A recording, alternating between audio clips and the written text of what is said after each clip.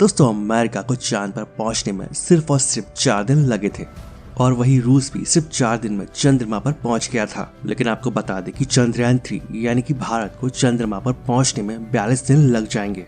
तो आप भी बस अब यही सोच रहे होंगे कि जब बाकी देश चंद्रमा पर सिर्फ 4 दिन में पहुंच गए थे तो आखिर भारत को चंद्रमा पर पहुंचने में इतना ज्यादा समय क्यों लग रहा है। क्योंकि अमेरिका और रूस जैसे देशों ने 50 साल पहले ही चंद्रमा की दूरी महज सिर्फ 4 दिन में ही पूरी कर ली थी। 20 जुलाई 1969 में अमेरिका ने अपना अपोलो 11 मिशन रवाना किया था और ऐसा पहली बार हुआ था जब इंसान चांद पर उतरा था और इस मिशन को चंद्रमा पर पहुंचने में 4 दिन और 6 घंटे का समय लगा था।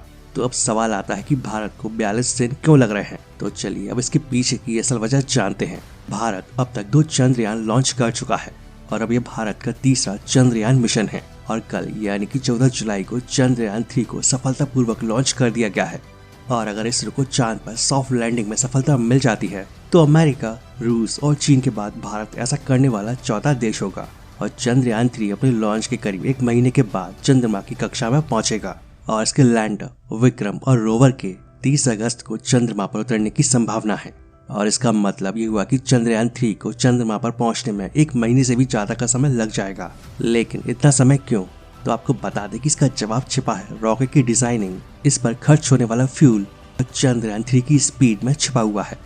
दरअसल स्पेस में लंबी दूरी तय करने के लिए यान को ले जा रहे रॉकेट की तेज स्पीड और सीधे प्रक्षेपण पथ की जरूरत होती है।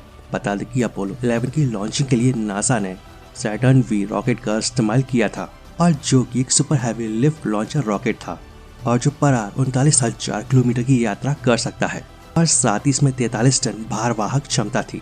और चंद्रमा की 3,84,000 किलोमीटर की दूरी को तय करने के लिए नासा के इस रॉकेट ने सिर्फ 4 दिन 6 घंटे का समय लिया था। वैसे इसमें एक फाइनेंशियल पहलू भी है। उस समय नासा ने इस मिशन पर करीब 185 मिलियन डॉलर की रकम खर्च की थी, जबकि भारत ने इतने ज्यादा ताकतवर रॉकेट का इस्तेमाल नहीं किया है और इस मिशन को इसरो ने बहुत ही कम बजट करीब 600 करोड़ रुपए में पूरा किया है। शक्तिशाली rocket GSLV MK3 rocket Chandrayaan को पृथ्वी की 36,500 किलोमीटर की कक्षा में स्थापित करेगा और चंद्रयान 3 का वजन 3,900 किलोग्राम है और इसलिए इसकी कक्षा को धीरे धीरे बढ़ाना जरूरी है। और इसकी वजह ये है कि पृथ्वी से चंद्रमा की दूरी और GSLV MK3 की क्षमता चंद्रयान 3 के वजन की तुलना में करीब 10 गुना ज्यादा है। और इसरो को ऐसे मिशन यानी कि कक्षा को धीरे धीरे बढ़ाने में विशेषज्ञता के साथ साथ अनुभव भी है, क्योंकि इसरो मंगलयान, चंद्रयान 1 और चंद्रयान 2 में भी इसका इस्तेमाल कर चुका है। यानी कि चांद पर पहुंचने में रॉकेट और फ्यूल की बहुत ज्यादा इंपॉर्टेंस होती है और अगर जितने कम दिनों में चांद तक पहुंचना चाहते हैं उतना ही ज्यादा फ्यूल लगता है। बता दें कि भारत ने चंद्रयान 1 और चंद्रयान 2 मिशन के बाद चंद्रयान 3 में कई सारे बदलाव किए हैं। जो चंद्रयान 3 है उसमें ऑर्बिटर मौजूद नहीं है, क्योंकि चंद्रयान 2 का ऑर्बिटर अभी भी चंद्रमा के ऑर्बिट में ठीक से काम कर रहा है और चंद्रयान 3 में ऑर्बिटर की जगह प्रोपल्शन मॉड्यूल लगाया गया है और जो कि नेविगेशन में काफी मदद करेगा।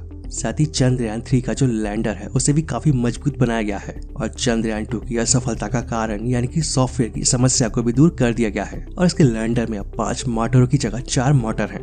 बता दें कि भारत के जो रॉकेट है वो इतने शक्तिशाली नहीं है कि सीधे चंद्रमा पर अंतरिक्ष यान भेज सके। इसके बजाय इसरो एक घुमावदार रास्ते का इस्तेमाल करता है और जो पृथ्वी के ग्रेविटेशनल फोर्स का फायदा उठाता है। और एक्सपर्ट बताते हैं कि चंद्रमा पर पहुंचने के लिए किसी भी अंतरिक्ष यान को मिनिमम 11 किलोमीटर पर सेकंड की स्पीड से यात्रा करनी होगी। लेकिन propellant fuel system 700 metre second की स्पीड देता है और प्रोपेलेंट ईंधन से चलने वाला इंजन उतना ताकतवर नहीं होता है। अगर चंद्रयान को ले जाने वाले अंतरिक्ष यान में सैटर्न V जैसा अधिक शक्तिशाली इंजन लगा होता तो वह एक ही बार में चंद्रमा तक पहुंच सकता था, लेकिन इस ईंधन का खर्च भी बहुत ज्यादा होता है। दोस्तों चंद्रयान 3 के लिए इसरो को दिया गया बजट 615 करोड़ रुपए है और जिसमें लॉन्चिंग का खर्च 75 करोड़ रुपए है, जबकि चंद्रयान 2 की कुल मिशन लागत 978 करोड़ रुपए रही थी। तो अब आप समझ गए होंगे कि भारत के चंद्रयान 3 को चंद्रमा पर पहुंचने में इतना समय क्यों लगेगा। आशा करते हैं आप सभी को ये जानकारी पसंद आई होगी। वीडियो अच्छा लगे तो वीडियो को लाइक और शेयर जरूर करें और ऐसे इन्फॉर्मेटिव वीडियो देखने के लिए इस चैनल को सब्सक्राइब कर लें।